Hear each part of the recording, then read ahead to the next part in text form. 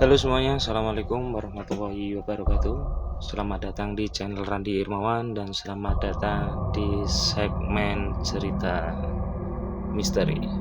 Pada cerita kali ini, aku akan membawakan sebuah kisah tentang seorang penjaga sebuah hutan yang mengalami pengalaman mistis, di mana dia menemukan sebuah warung yang ternyata warung itu adalah warung bagi makhluk yang tak kasat mata.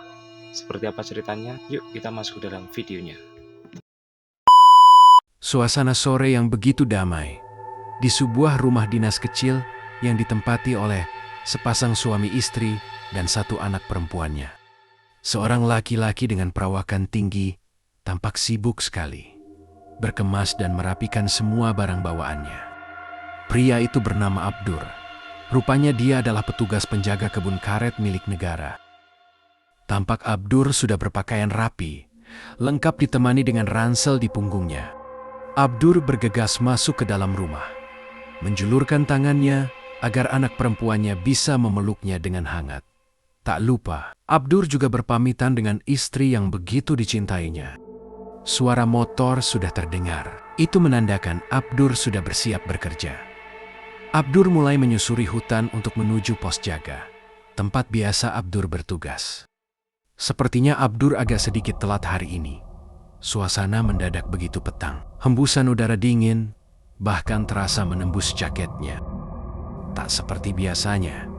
Dengan tiba-tiba kabut mulai muncul dan sekejap menutupi pandangan. Spontan Abdur menghentikan laju motornya karena dia tidak bisa melihat sekeliling. Perasaan cemas mulai muncul dalam benak Abdur. Dalam batinnya dia berpikir, apakah akan terjadi badai besar malam ini? Tetapi, secara tiba-tiba, sorot lampu Abdur dapat menembus pekatnya kabut. Samar-samar, Abdur melihat sebuah bangunan kecil yang tampak seperti sebuah warung. 1 tahun lamanya bekerja, Abdur tak pernah tahu kalau ada warung di jalan ini.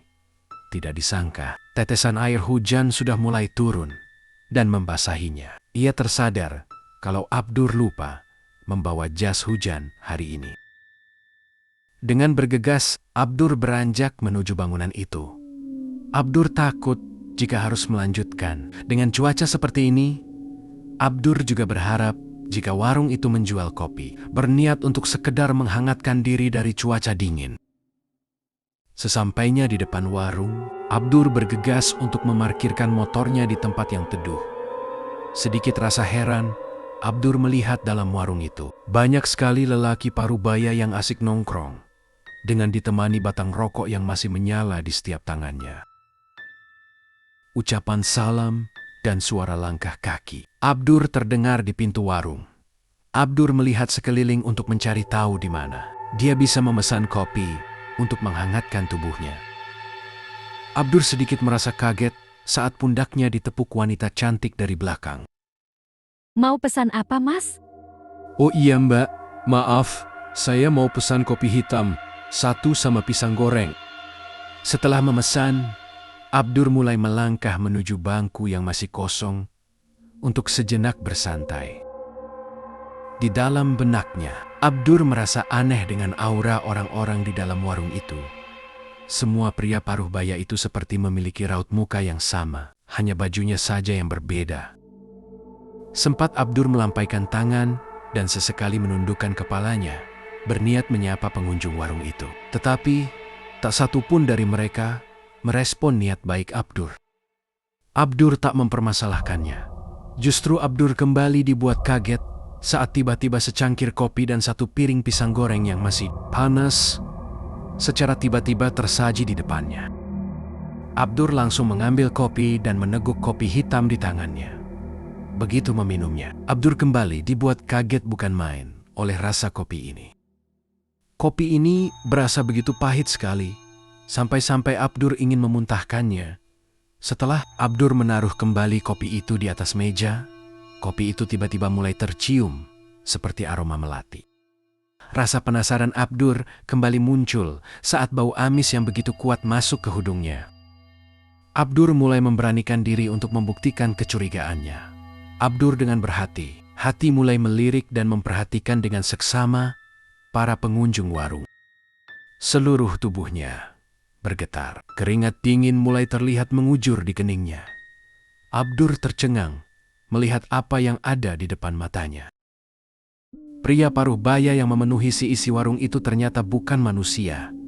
Wajahnya pucat kering hingga membentuk jelas tengkorak kepalanya.